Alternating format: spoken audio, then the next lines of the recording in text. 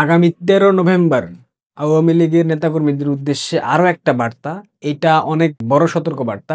তার আগে বাংলাদেশের বাস মালিক সমিতির সকল বাস মালিকদের উদ্দেশ্যে বলতে চাই, আপনারা একটা দিন, শুধুমাত্র একটা দিন আপনাদের পরিবহন খাতকে বন্ধ রাখেন। যদি আপনাদের কষ্ট করে উপার্জনের অর্থ দিয়ে কেনা বাস, ট্রাক, যে কোনো যানবাহন যদি ঠিক রাখতে চান, যদি জ্বালাতে না চান, যদি পুরাতে না চান, তাহলে অন্তত পক্ষে 13 তারিখ বন্ধ রাখেন।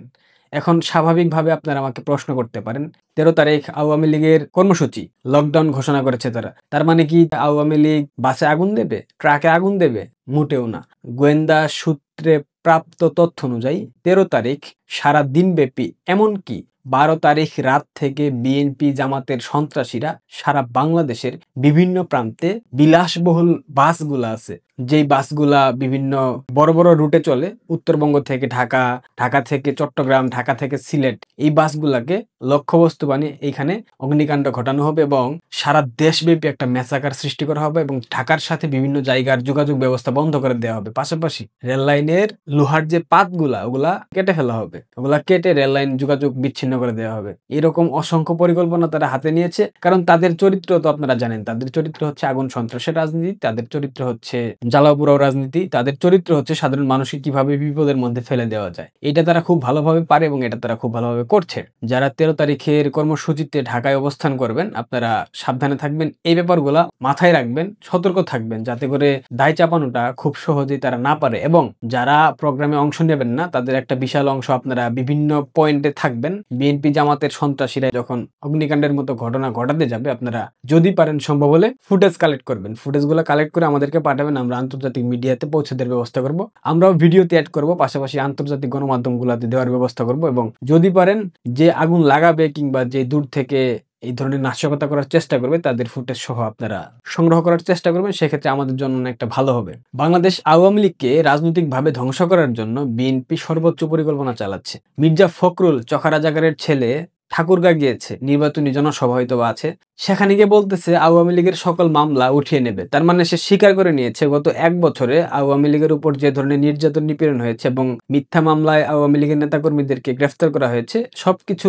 বিএনপি করেছে। ম্যাক্সিমাম মামলার বাদী বিএনপি নেতাকর্মীরা। এবং মির্জা ফখরুল সেখানে গিয়ে বলে এসেছে আওয়ামী লীগের উপর সব ধরনের নির্যাতন নিপীড়ন বন্ধ করা হবে, কোনো প্রকার মামলা থাকবে না, সব মামলা তুলে নেওয়া হবে। আবার ফিরতি যখন এটা গণমাধ্যমে নিউজ হয়ে গেছে, এরপর আবার ফখরুল্লাহ চকরাজাগারের পুত্র অস্বীকার করতেছে আমার বক্তব্যকে মিসলিডিং করা হয়েছে, আমি এভাবে বলিনি, আমি ওভাবে বলেছি। দল বিএনপিও এটা আবার প্রেস বিজ্ঞপ্তি দিয়ে প্রকাশ করেছে মির্জা ফখরুলের বক্তব্যকে মিসলিডিং করা হয়েছে। চিন্তা করেন কত বড় বদমাইশ। ভিডিও ফুটেজ আছে ভাই, সে বক্তব্যতে বলেছে আওয়ামী লীগের সকল মামলা তুলে নেবে, কিন্তু পরবর্তীতে যখন এটা মিডিয়াতে ভাইরাল হয়ে গেল, বিবিসির মতো গণমাধ্যম নিউজ করলো, এরপর সে পোল্টি মেরে বলতেছে আমি এভাবে বলিনি, আমার বক্তব্যকে ভিন্নভাবে উপস্থাপন করা হয়েছে। এই বিএনপিকে আপনারা বিশ্বাস করবেন? এই বিএনপি এখন মিষ্টি মিষ্টি কথা বলতেছে, একটু কোণঠাসার মধ্যে আছে। ইউনূস চাপ দিয়ে ধরে বসে আছে, এখন বিভিন্ন পর্যায়ে আওয়ামী লীগের ভোটগুলা সংগ্রহ করার জন্য এই ধরনের মিষ্টি মিষ্টি কথা বলতেছে। বিএনপির মিষ্টি কথা আপনারা কখনো ফাঁদে পা দেবেন না। এদের কোনো চরিত্র নাই, এদের কোনো নীতি নাই, এদের কোনো নৈতিকতা নাই, এদের কোনো আদর্শ নাই, কিচ্ছু নাই এদের। একটা দলকে ঠেকানোর জন্য যা যা করার প্রয়োজন সবকিছু করতেছে। আপনাদের একটা কথা বলে দিই, সেনাবাহিনীর 15 থেকে 20,000 সদস্য মাঠে থাকবে। যদিও স্বরাষ্ট্র উপদেষ্টা বলতেছে 1.5 লক্ষ সেনাবাহিনী থাকবে, 6 লক্ষ প্রশাসনের লোকজন থাকবে মাঠে আওয়ামী লীগের প্রোগ্রামকে ঠেকানোর জন্য। এগুলা সব মিথ্যাচার, এগুলা ভয় পেয়ে বলতেছে। সেই জন্য এগুলা বলে বলে নিজেদের মনকে একটু সান্ত্বনা দেওয়ার প্রচেষ্টায় আছে, এর বাইরে কিচ্ছু না। আপনারা কেউ ভয় পাবেন না। প্রশাসনের পক্ষ থেকে ওইভাবে জামাতি যে গোষ্ঠী, তারা ছাড়া মব কেউ করবে না, প্রশাসন ওইভাবে হামলাও করবে না। বাংলাদেশের সব বিমানবন্দরে সতর্কতা জারি করা হয়েছে। তার মানে কি উপদেষ্টারা পালাচ্ছে, আওয়ামী লীগের নেতাকর্মীরা পালাচ্ছে? আওয়ামী লীগের নেতাকর্মীরা তো পালাবে না, তারা তো নাই, তারা না পালিয়ে গেছে তাদের কথা অনুযায়ী। তাহলে বিমানবন্দরে সতর্কতা জারি করা হয়েছে কেন? বিএনপির ফাঁদে পা দেওয়া যাবে না।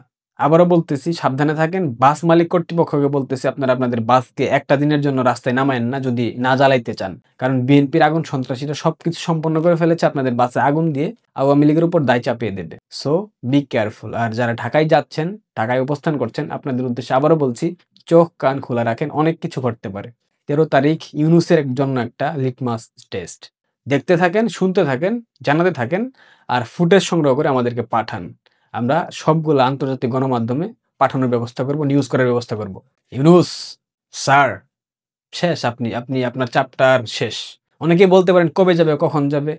রাজনীতি একটা নিয়মতান্ত্রিক চলমান প্রক্রিয়া। যাবে। যাবে বলেছি মানে যাবে, আপনারা দেখবেন। খুব শীঘ্রই চলে যাবে। আর বেশিদিন থাকতে পারবে না। তার আয়ু ফুরিয়ে আসছে। সব দিক থেকে সে কোণঠাসা হয়ে পড়েছে। সব দিক থেকে তাকে আঁকড়ে ধরা হয়েছে। আন্তর্জাতিক খেলোয়াড় সব দিক থেকেই মাইনকার চিপার মধ্যে পড়ে গেছে। সো একটু অপেক্ষা করেন, চলে যাবে। আবারও বলতেছি, আপনারা সাবধানে থাকেন, চোখ কান খোলা রাখেন। ধন্যবাদ।